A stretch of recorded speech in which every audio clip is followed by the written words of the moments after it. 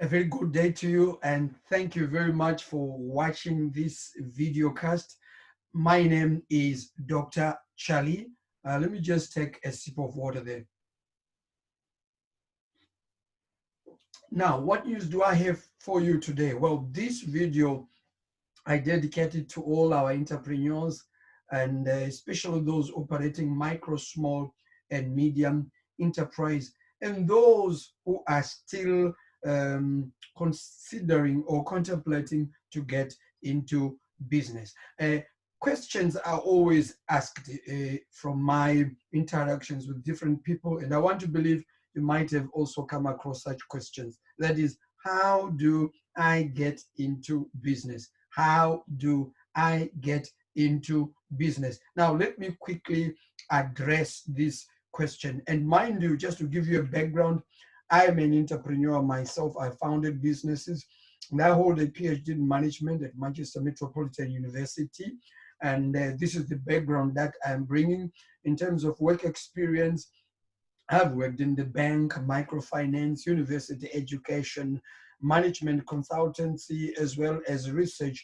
And my expertise over my career life, okay, my expertise is into working with entrepreneurs, that is entrepreneurial and SME development. So this is an area that I'm really passionate about. Even in my PhD, it had to do with entrepreneurial learning on one aspect and also another aspect to do with people management. So this is my background. In other words, I bring to you a rare blend of industrial, okay, training and grooming or expertise, if you like, on one hand, and then on the other hand, I bring on board high quality doctoral training in UK from Manchester Metropolitan University. And then putting these two together, this is the fountain from which I'm drawing this wisdom. Now, quickly, how does one get into business, or how does one start a business? Now, there is no one size fits answer to this question. Getting into business is something that is always debatable, in the sense that there are so many ways by which we can explain it, given there are many ways that any person can get into business. But I want to start by saying, let us look at what drives people to get into business. In other words, their motivation. We call this in the field of entrepreneurship entrepreneurial motivation or entrepreneurial motivation. There are two types of entrepreneurial motivation. There is what we call involuntary entrepreneurial motivation, or that motivation which tends to force an individual to get into business. Something like you have lost your job. Because you have lost your job, you need to survive. Therefore, getting into business becomes that means by which you can survive. So when you look at it, the underlying motive is you were never really attracted to get into business, but owing to some negative externality, you ended having to decide to get into business.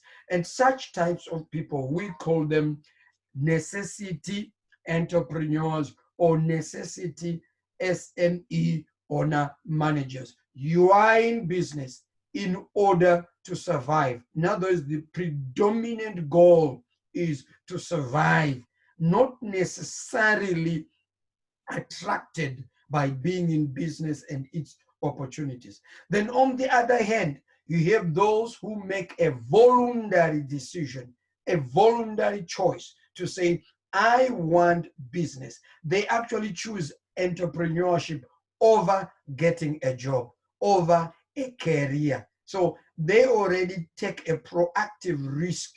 So they are by and large driven by beyond survival or by beyond necessity. Now, because these two individuals are driven by disparate, as you can see, by different motivations, you can actually begin to see that this person who is a necessity entrepreneur tend not to accept any other strategies or means of getting into business that attract high cost, because already they are saying, I want to survive. Therefore, when it comes to cost, a necessity entrepreneur tends to be that entrepreneur who is always driven by cost. They want to find out how much is it going to cost them to do that particular entrepreneurial activity or venture. So they are so much cost conscious. And because of that, I'm not saying all of them, okay? Mark my words, don't misinterpret me.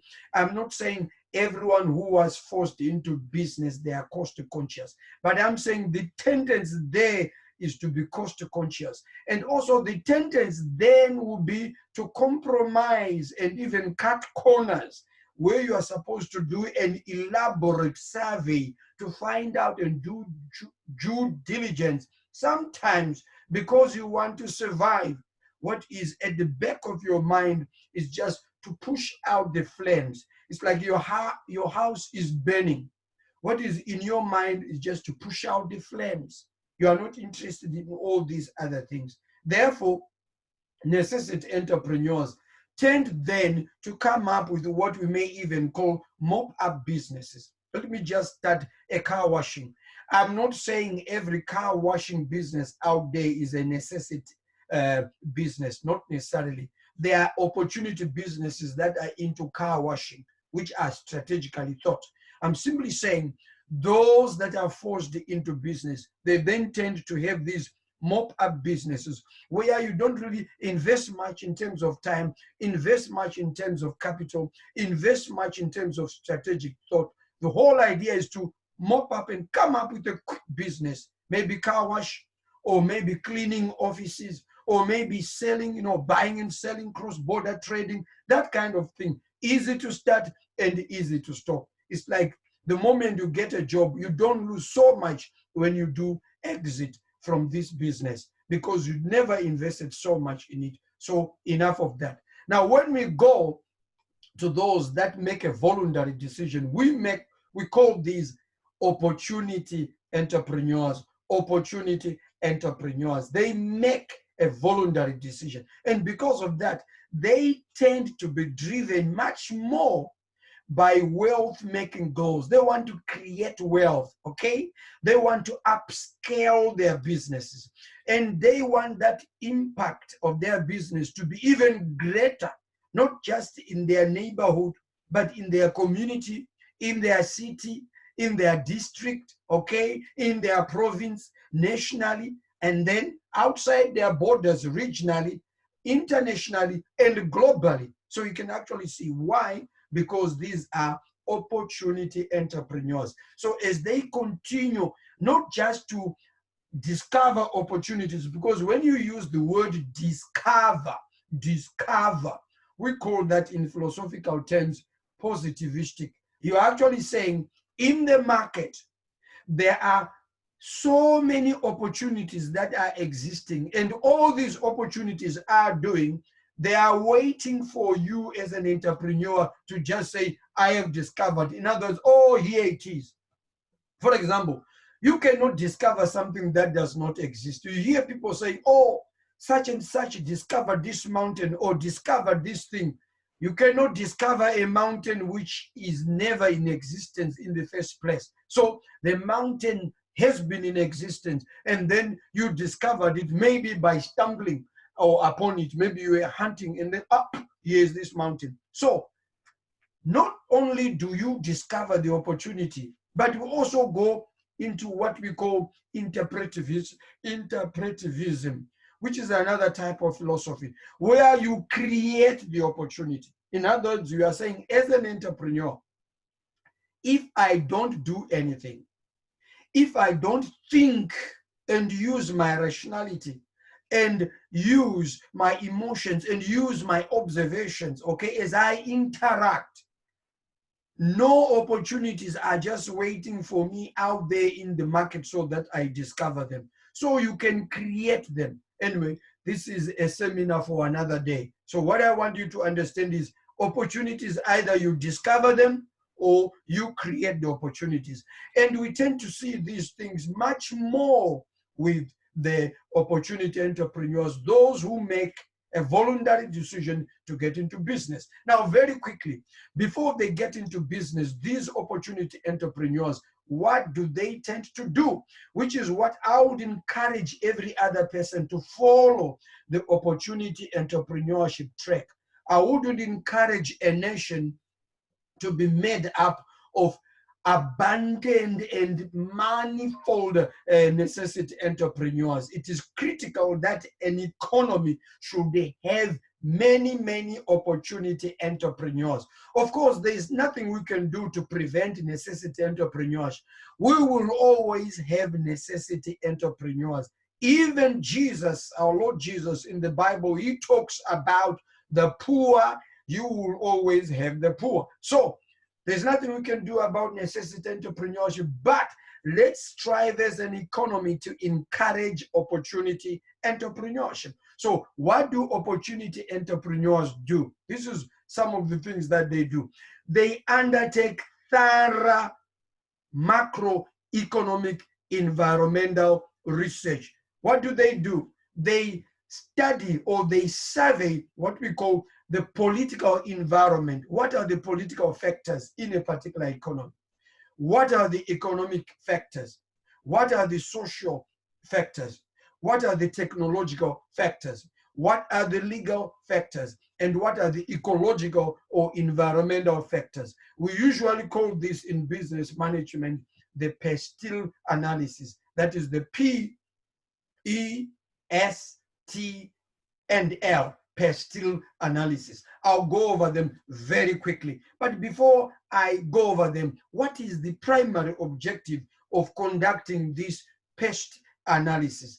The primary objective is, number one, to identify if there are any inherent opportunities from a positivistic perspective. If there are any inherent opportunities, in other words, they are already there in existence from this macro environment, or from an interpretivism perspective, if we can create opportunities in this macro environment. So number one, political factors. These entrepreneurs then look at what political factors would encourage or would stimulate the startup and growth of a business. Okay, so you are looking at political currency risk. Okay, you are looking at stability, the governance issues, the politics, the democracy issues, the rule of law issues, which all fall also under politics, issues to do with war. So entrepreneurs tend to look at all these things and then analyze, do scenario planning to say, country A, country B, country C, country D, country E, country F, right up to country Z. Which of these countries present them with best, okay, opportunities from a political perspective? Then they do the same in terms of the economic factors. They are now looking at the national currency of that particular country or economy, vis-a-vis comparing it, okay, with leading international currencies. For example, the United States dollar, the British pound, and then along those lines, especially if you are not doing business in those leading international currencies, it becomes very important. Why? As an entrepreneur, you might rely on importing certain goods, okay, or technologies for you to do your business. Therefore, you need to know how much does your local currency trade with this international currency for you to import such products. Therefore, it becomes a key economic factor. Another thing that you look under economic factor are issues to do with inflation, okay?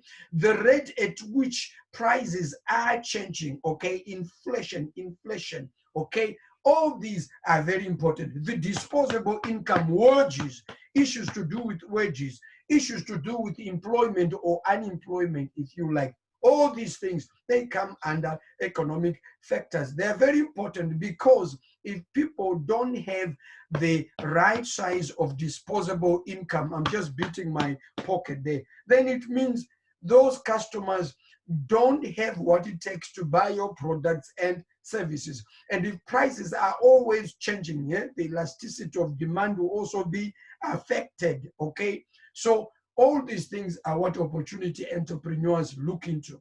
They also look at the social factors. You are now looking at the culture, okay? The culture, the demographics, the age in that economy. How many millions of people are aged between 13 to 17, 18 to 20, 21 to 34? Is it an aging population? The idea is there is a correlation between our age and our desire or our tastes as customers who can then buy, or as consumers.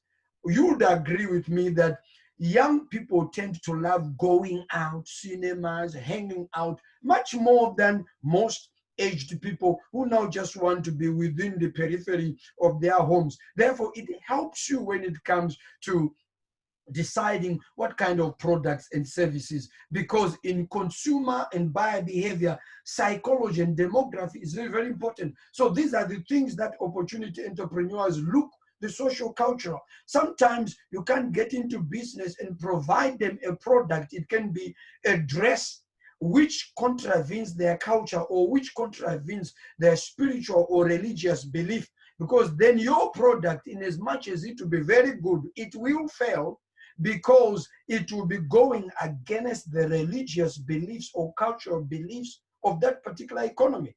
So we move on to technology.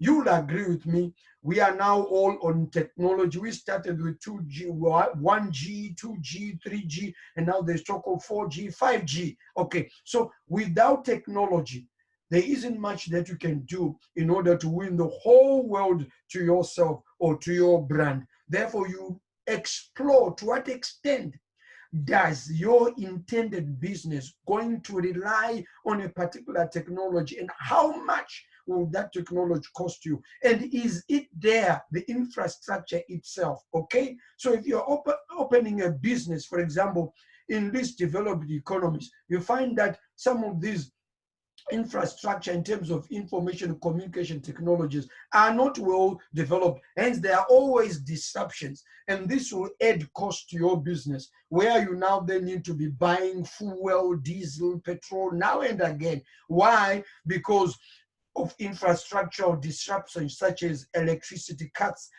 just to mention a few. So these are some of the things that opportunity entrepreneurs look into, okay? And then legally, again, each economy has got a set of legal instruments that guide how business will be conducted in that particular economy. And together with economic factors, they constitute what we can then say ease of doing business. You are looking at the economic factors as well as the legal factors. For example, how many days does it require you to register a business, let us say in Zimbabwe or in Zambia or in Mauritius or in South Africa or in Madagascar, Seychelles, Eswatini, Lesotho, Namibia, Botswana, Malawi, Tanzania, DRC, or in the United States of America or in Switzerland? How long does it take to register a company? So all these legal issues, opportunity entrepreneurs, they look into that. And then issues of plowing back your profits. Suppose you are not operating this business in your own country and you're opening it in another country. What are the legal instruments? What is the regulation with regards to how you can then plow back or remit your profits back home? People look at that as entrepreneurs. And then lastly, let us look at the ecological. We are now looking at the sustainability of the business. As you operate your business, what are the laws regarding how you are going to deal with packaging issues, pollution, okay, sustainability? And remember, as an opportunity entrepreneur here at Sahwira, we do not encourage entrepreneurs who are just excessively driven by profiteering to the extent of polluting our environment, to the extent of harming this environment we have or our world which we have. Remember, we operate as entrepreneurs on trust we are holding this country or this global village we have on trust. We are supposed to pass it on to future generations, okay, unharmed, so that future generations can also make use of it and benefit. So if we deplete the ozone layer, if we deplete all the natural resources and we kill it because of our entrepreneurship, we are doing a disservice to future generations. So all these come under environmental or ecological survey, where you need to say, as an entrepreneur, how best can I do business and earn money, good money for that matter, but at the same time without harming the environment. So we talk of sustainable entrepreneurship. So there you are, the Pestle Analysis, which is done by opportunity entrepreneurs. And once they do this, they will be able, from a positivistic perspective, discover the opportunities inherent in the macro environment, or from an interpretivism perspective, create opportunities in this macro environment after they do all these political, economic, social, technological, legal, and environmental analysis. And you can agree with me, your guess is good as mine. Do necessity SME owner managers who are fighting survival and they want to put out the flames, do you think they have time to go through all this? This explains why, at the end of the day, necessity entrepreneurs, they just tend to look at what is going on demand or what is in fashion. If painting a house is on demand or on fashion, then they will tell you, I'm in the business of painting. Tomorrow, if making wheelbarrows is what makes them survive, then they say, I'm in the business of making wheelbarrows. If tomorrow it is about hair salon and boutique, then they tell you, we are in hair salon and boutique. But opportunity entrepreneurs, they look at how best they can exploit value, okay, integrated backwards and forwards, vertical and horizontal integration, okay, across the value chain, okay, from way back to manufacturing, construction, agriculture, services. They look at the whole value chain of the economy and then plot and plan accordingly. The first year, the 3 years, the 5 years, the 10 years, and what business will be like. And they even look at their exit strategy. At what point can they exit the business? Or at what point can they sell the business before they can start another? I just hope you have enjoyed this coaching on how best you can get into business. Good luck in your business or in your idea to become an entrepreneur. And my name is Dr. Charlie, and this portal is Sahwira Financial Academic Tips, Academic and Business Tips. And we have a Facebook page, Sahwira SME Hub and Business Network. Why don't you click that subscriber button so that you don't miss any of my videos, and then you can continue to be updated with my latest videos. You can also now become a member of our Sahwira SME Hub and Network, and there are so many membership categories. We've got California, we've got rubies, we've got emeralds, we've got diamonds, we've got sapphires. So there are so many. And to know more, just go on my email there, sahwiramarketing@gmail.com, and drop me an email. It would be nice to catch up with you. Once again, thank you for watching this video. My name is Dr. Charlie. Bye-bye.